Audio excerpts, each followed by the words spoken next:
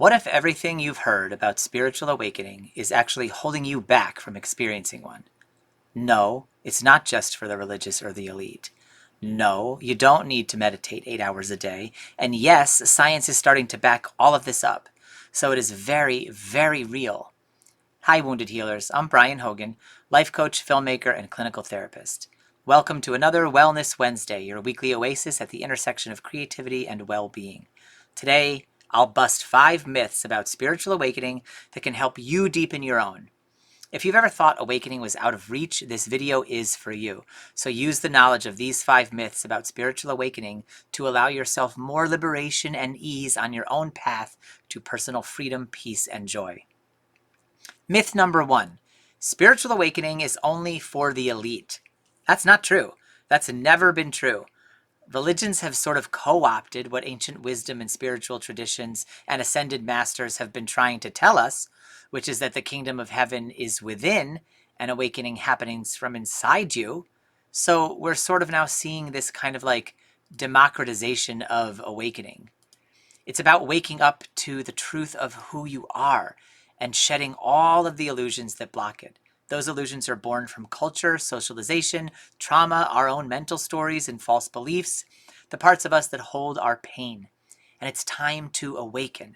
And that awakening is available to us all. In fact, it's happening in one degree or another to us all. Awakening is more like a biological or consciousness shift than some kind of elite club. There's awakening moments in everyday life. You know what I mean? Like you just see something more clearly. You notice a pattern in the way you talk to your children or the way you interact, something like that. Those are all little moments of awakening. While myth 1 is about exclusivity, myth 2 is about dogma. Myth number 2, spiritual awakening is only for the religious. This is a perfect example of something that is 180 degrees from true. Spiritual awakening has nothing to do with religious dogma. To me, it isn't about joining some kind of club or an elite mystery school or some kind of skull and bones organization or even any religion at all. Belief in God is not required for spiritual awakening. Let me say that again. Belief in God is not required for spiritual awakening. Psychedelics can help cause awakening. Walks in nature can help bring about awakening.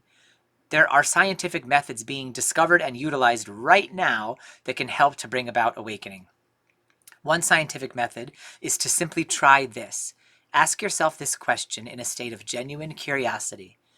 Can I imagine the distance between my eyes?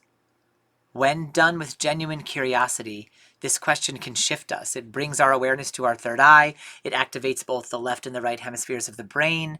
Bottom line, it works. And there are therapeutic modalities out there emerging now, like IFS and EFT, that help nudge us toward the awakening. So even though myth number 2 says awakening is only for the religious, it turns out spiritual awakening is secular too. It's for anyone. We all have a spirit. Belief that you have a spirit is not required to have a spiritual awakening. It cannot be contained by dogma. It transcends it. No belief system required. Just the present moment and an earnest desire for truth. The truth of your current unfiltered experience. Something mystical, not something logistical. I mean, have you ever cried at a sunset? Have you ever watched something being born? Been rendered speechless by kindness or sacrifice? Have you ever felt just for like 1 second, like everything in your life made total sense? Those kinds of moments are your soul peeking through the veil. So awakening is not just for the religious. It's for us. It's for all of us. Myth number 3, spiritual awakening is chaos and curveballs. Wrong. The truth is there's a process, a universal set of stages, a pattern, like a hero's journey, artist's journey, ego death phenomenon that happens during a spiritual awakening. Jesus' death and resurrection symbolizes these stages. So does the life of Buddha. Conversations between Krishna and Arjuna. The Odyssey has this pattern. As I see it, awakening follows 7 predictable stages. They are delusion, intrusion, confusion, diffusion, infusion, inclusion, and profusion. I walk through each of these 7 stages in another video, so make sure you're subscribed for that, but let me give you a brief teaser right now. Delusion, stage 1, we are born with clarity, but we become deluded through learning the rules of our culture. It's natural, and it puts us to sleep, kicking off the rest of the awakening process. Think Adam and Eve after they bit the apple. Oops, we started learning knowledge. Now we have thoughts and opinions and definitions right on cue. We enter stage 2, intrusion. Our thoughts intrude on us. Those unkind inner voices form. Our culture and way of life reveals contradictions that intrude on us. Police not serving and protecting, medicine making us sicker. All of this leads to stage 3, confusion, where most people spend their whole lives. The more curious among us move on to stage 4, diffusion, where confusion becomes too much and we have to diffuse. Our suffering forces us to find some space. In that space, we enter stage 5, an infusion. An infusion of grace, mercy, fresh perspectives comes in. We realize we aren't our thoughts. We transcend those limited identities. And as we allow that internal ease, we move on to stage 6, inclusion, where we integrate into a more intact version of ourselves, a more whole version. We're always whole, but we have more of the experience of our wholeness at this stage. We see it more clearly. And that leads to stage 7, profusion, where we cannot help but to radiate outward the new awakened, compassionate energy of our being. That's how I conceive of the 7 stages of awakening, from asleep in the illusion to overflowing with compassion for self and others. And yes, it unfolds differently for each person in the sense that your individual experience within each stage will be different and unique to you. Even though myth 3 says awakening is all chaos and curveballs, the truth is that a pattern exists nonetheless and unfolds one way or another for all of us. It's very similar to a grieving process, so it can be all over the place, but there's also a structure to it.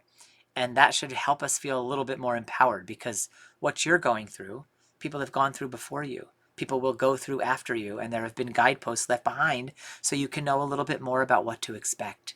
That's what sacred wisdom traditions are meant to be. Guideposts pointing toward your awakening, not dogmas to get all bound up in. Myth number 4. Spiritual awakening requires long suffering. Ew, no, sorry, no, that's plain wrong. That myth comes out of our capitalist cultural way of looking at all things, including spiritual awakening and enlightenment. Well, you got to work hard for it.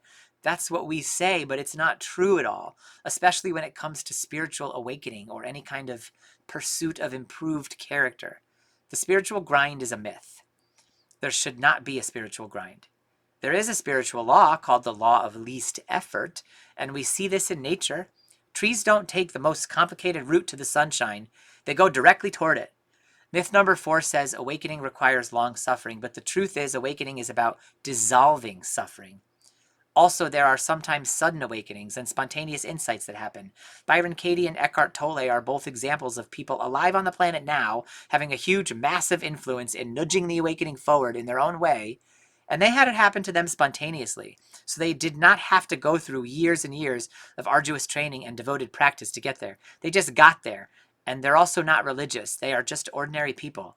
I mean, Eckhart was a homeless man on a bench when this happened to him. I think Byron Katie was nursing a hangover. So you don't have a mountain to climb. You have a hologram of a mountain to see through and then see beyond.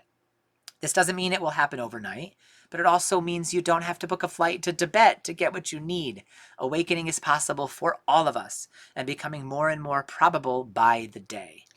And the last myth, the most important myth, myth number 5, spiritual awakening is just make-believe.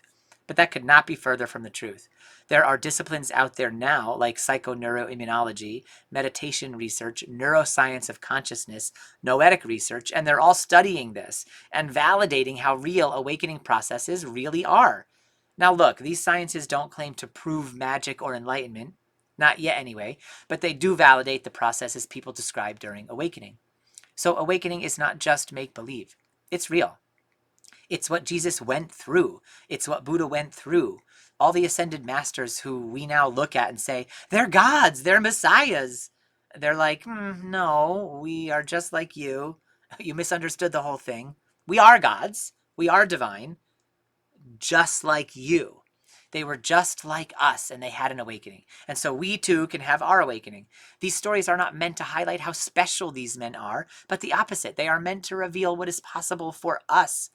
It happened to an impoverished carpenter and a homeless monk, so it can happen to anyone. Myth number 5 says awakening is all just make-believe, but the truth is that awakening is real and it's happening everywhere.